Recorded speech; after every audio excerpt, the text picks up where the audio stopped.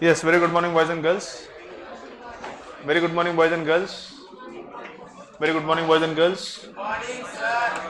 I said, very good morning, boys and girls. I welcome you. Hello. I welcome you all to the session of secretarial practice. Secretarial practice के एक और session में आप सभी लोगों का स्वागत है. आज जो हम चीजें देखने वाले हैं, they are provisions regarding issue of debentures given in rule number 18 of the company's rule 2014.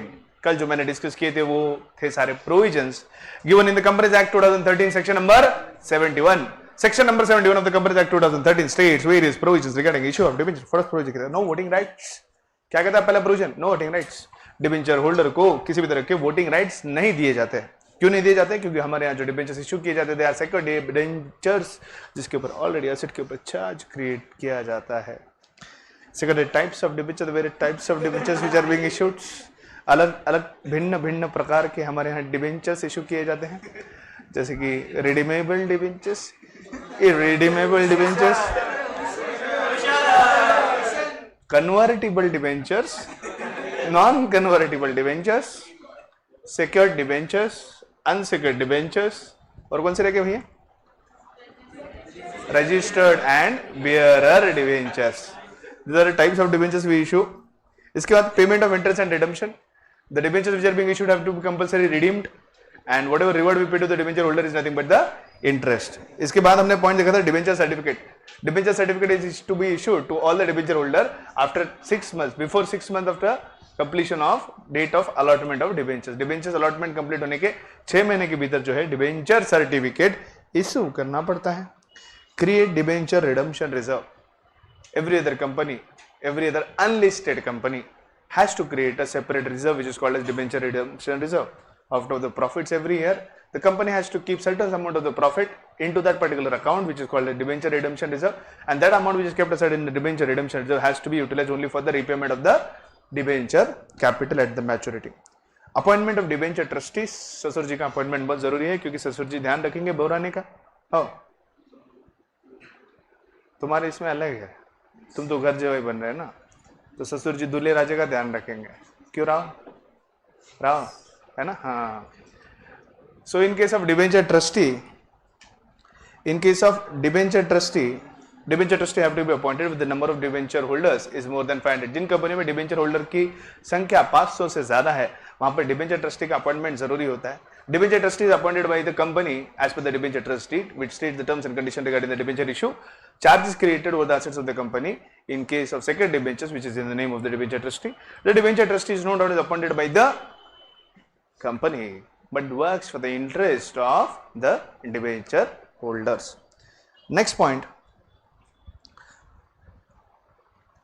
debenture trustee can approach NCLT if there is any default in repayment of the principal or repayment of or payment of the interest on the debentures.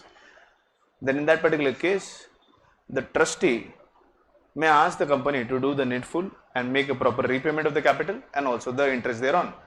If the company fails to do same, the debenture trustee can approach NCLT, National Company Law Tribunal, for taking an adequate action against the company for repayment of the debenture capital and interest thereon.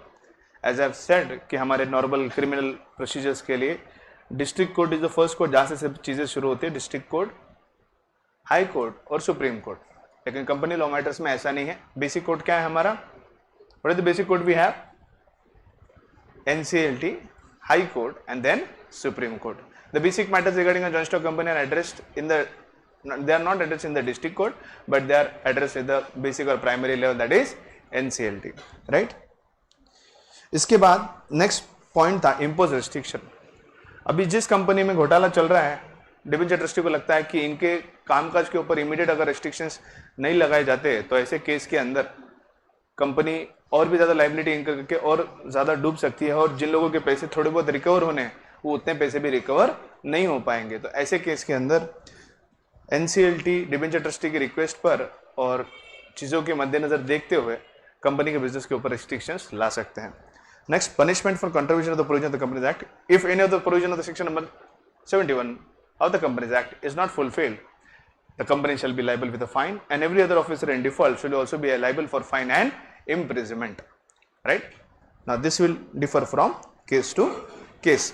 So the next point we are looking into today is provisions for issue of debentures which are given in rule number 18 of Companies Rule 2014. The Companies Rule 2014 states rule number 18 which states the provisions regarding issue of debentures. पहला point, दूसरा point, तीसरा point, चौथा point, 4 point हमें आज discuss करने हैं regarding the provisions which are given in rule number 18 of the Companies Rule 2014 which states or talks about the various provisions which are to be followed for issue of debentures. पहले जो provisions section number 71 में companies act 2013 में दिए गए हैं, इन 9 provisions में किसी को कोई डाउट है? Does anyone have any sort of doubt? Does anyone have any sort of doubt? Any doubt? Any doubt? Any doubt? Okay, if there is doubt let me know, I will explain that point over again. Next point we have to discuss is, कितने बजे रहे? कितने बज रहे? कितने बज रहे? कितने बज रहे? कितने बज रहे? 10 की 25. घर की खेती है क्या मात्रा जी? मन मर्जी आए तब आएंगे, मन मर्जी. इतनी देर से क्या कर रहे थे बाहर? 15 मिनट पहले मैथ्स के पहले छूटता है तुम्हारा. 45 मिनट्स होने के बाद भी 15-20 मिनट तुम क्लास में लेट आओगे तो यहाँ पे क्या घर की खेती है क्या? कहाँ गया था तू? कहाँ गया था? कहाँ गया था आनंद? कहाँ गया था? बोलना. कहाँ गया था? कहाँ गया था? कहाँ गए थे दायमा? कहाँ गए थे? हाँ, इतनी देर नींद ले रहे थे क्या? पौन घंटे से. आपने को जाना है, चाय पी के आना है. मैं क्लास छोड़कर चाय पीकर आकर आधे घंटे पहले आके यहाँ बैठ गया. बेवकूफ कहीं के. Provisions as per the Companies Rule 2014 states rule number 18 which state the provision regarding the issue of debentures. Issue of debentures rule number 18 जो Companies Rule 2014 में दिए गए हैं, they also have to be followed by each and every company which is making issue of debentures. Okay, let's start with the first point. If a company issued secured debentures, the company must fulfill the following conditions. Point to be noted. If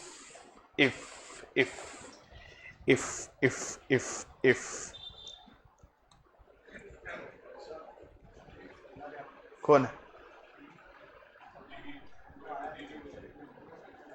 कौन है? In that particular case, the government is not required to create a charge over the assets of the company. Private कंपनियां पैसे डुबा सकती है, लेकिन क्या government पैसे डुबा सकती है क्या? The answer is no. इसीलिए जब गवर्नमेंट सिक्योर्ड डिबेंचर्स इशू करता है तो गवर्नमेंट के लिए किसी भी एसेट के ऊपर चार्ज क्रिएट करना कंपलसरी नहीं होता.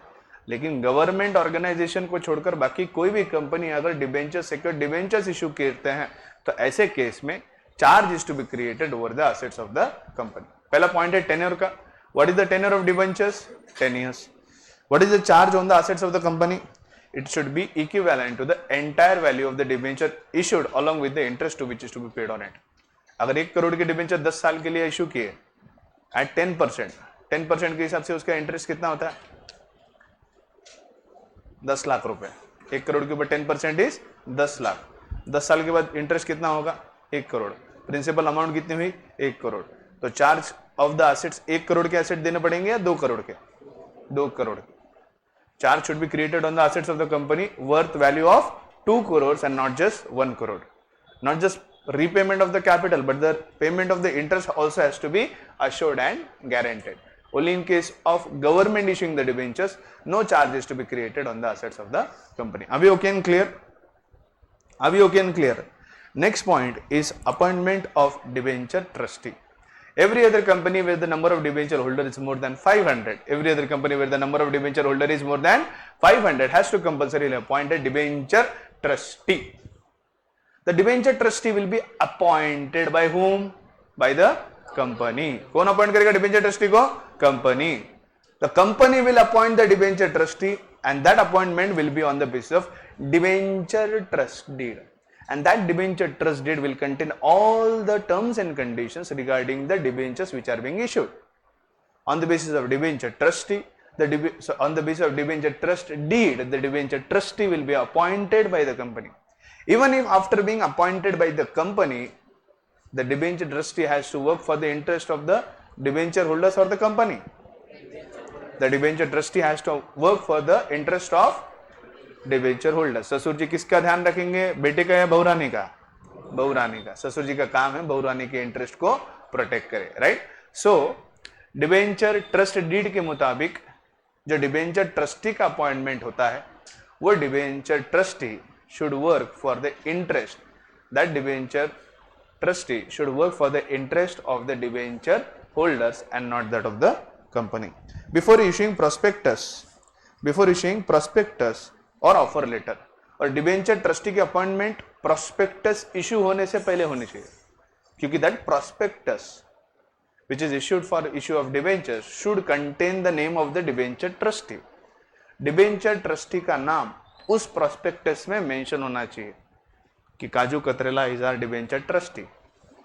If is appointed as debenture trustee, his name should be given Anand काजू कतरेला, उसका नाम उसके अंदर आना चाहिए. If his name is should be given in the debenture, if is appointed as debenture trustee, his name should be given in the prospectus.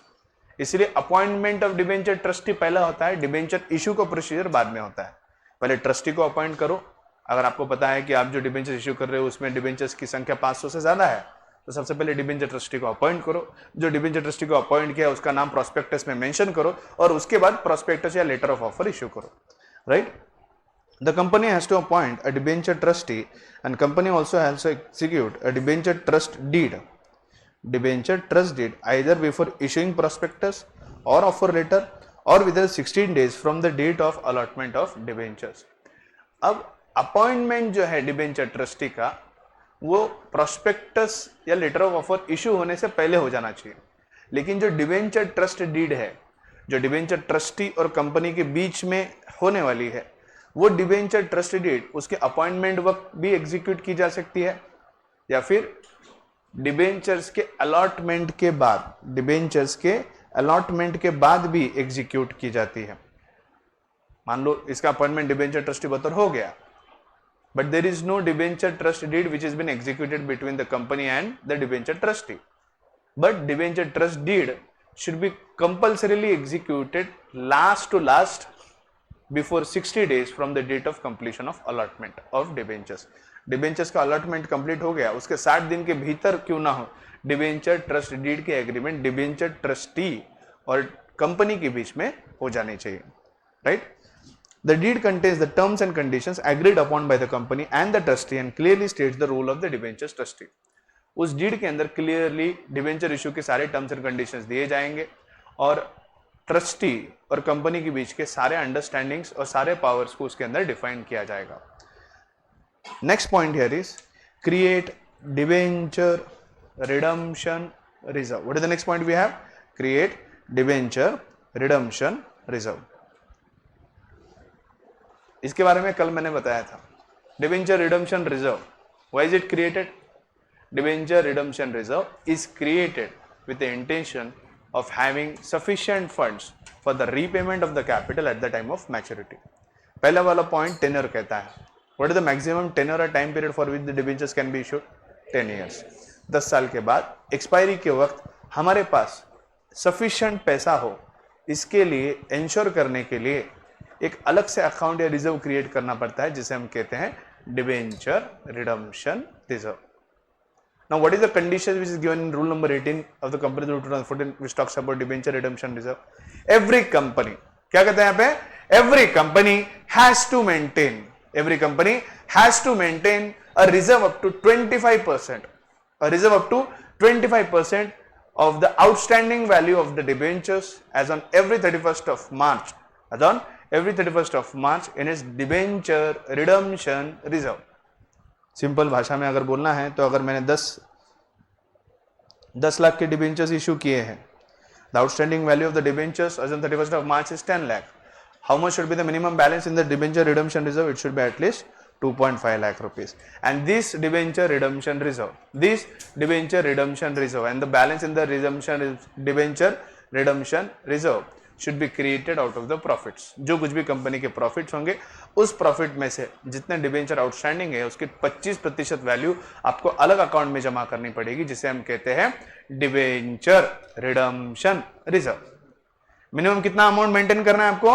25% of the outstanding value of the debentures as on every 31st of March. साल के end में 31st of मार्च में हर साल जितना भी value outstanding रहेगा उस outstanding value के 25%, उस आउटस्टैंडिंग वैल्यू के 25% should be maintained in the debenture redemption reserve account. अभी ओके एंड क्लियर? अभी ओके एंड क्लियर? अभी ओके एंड क्लियर? और ये 25% जो मेंटेन करना है ये कहां से करेंगे हम? प्रॉफिट में से। Company has to create a debenture redemption reserve out of the profit available for the payment of the debentures. और ये जो पैसा प्रॉफिट में से हम डिबेंचर रिडम्पशन रिजर्व में बना रहे हैं या जमा कर रहे हैं, इसका इस्तेमाल सिर्फ और सिर्फ और सिर्फ और सिर्फ रीपेमेंट ऑफ डिबेंचर कैपिटल के लिए किया जा सकता है। You can not use the money kept aside in debenture redemption reserve for issue of bonus shares. है क्या बोनस शेयर में? नहीं है। You can not use the money which is kept aside in debenture redemption reserve for issue of bonus shares, क्योंकि debenture redemption reserve में जो पैसा जमा होगा वो सिर्फ और सिर्फ डिबेंचर रीपेमेंट या डिबेंचर कैपिटल के रीपेमेंट के लिए इस्तेमाल किया जा सकता है। Company has to maintain minimum of 25% of the value, underline करके रखो, at least 25% of the value of the outstanding debentures in the debenture redemption reserve account. कितना? Minimum 25% of the value of the debentures outstanding. Company has to invest. The company has to invest or deposit on or before 30th of April of each year a sum of not less than 15% of the amount of the debentures maturing during the year ending 31st of March of the next year.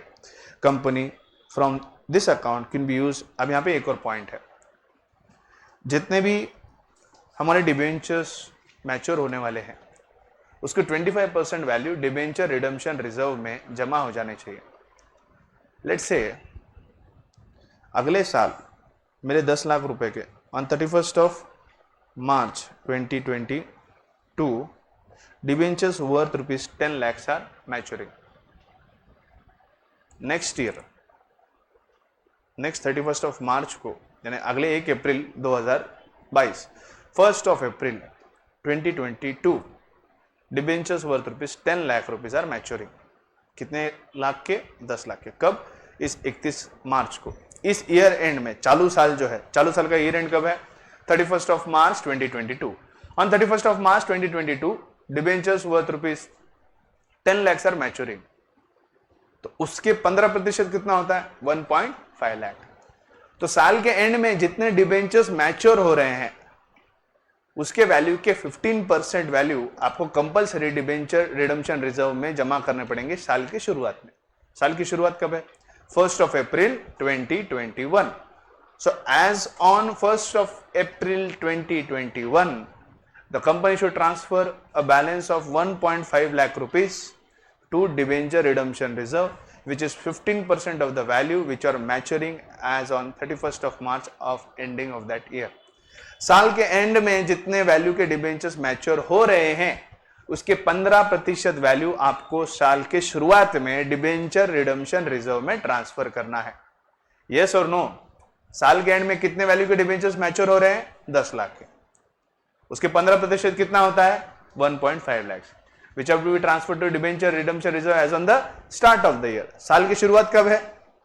1st of April 2021। साल की शुरुआत है 1st of April 2021। 1st of April 2021 को 1.5 lakh rupees transfer हो जाना चाहिए। कहां transfer हो जाना चाहिए? डिबेंचर रिडम्पशन रिजर्व अकाउंट में। डिबेंचर रिडम्पशन रिजर्व अकाउंट में 1.5 लाख रुपीस ये ट्रांसफर हो जाने चाहिए एज ऑन फर्स्ट डे। तो दो कंडीशन है, हमेशा जितने वैल्यू के डिबेंचर्स है उसके 25% वैल्यू डिबेंचर रिडम्पशन रिजर्व में मेंटेन होनी चाहिए। हमेशा कंपनी के जितने भी आउटस्टैंडिंग डिबेंचर्स है उसके कितने प्रतिशत डिबेंचर रिडम्पशन रिजर्व में मेंटेन चाहिए? 25%। ये 10 लाख और वो 10 लाख, अगर 20 लाख रुपए का डिबेंचर्स कंपनी का है तो उसका 25% कितना हुआ? 5 लाख रुपीस। सो कंपनी के डिबेंचर रिडम्पशन रिजर्व में 5 लाख रुपए मेंटेन चाहिए। इसके अलावा साल के एंड में जो डिबेंचर्स मैच्योर होने वाले हैं उन डिबेंचर्स के 15% वैल्यू, उन डिबेंचर्स के 15% वैल्यू हमें कंपलसरी जो है अलग से साल के शुरुआत में उस डिबेंचर रिडम्पशन रिजर्व में ट्रांसफर करने होंगे। समझ में ये point? Did you get the point? Did you get the point?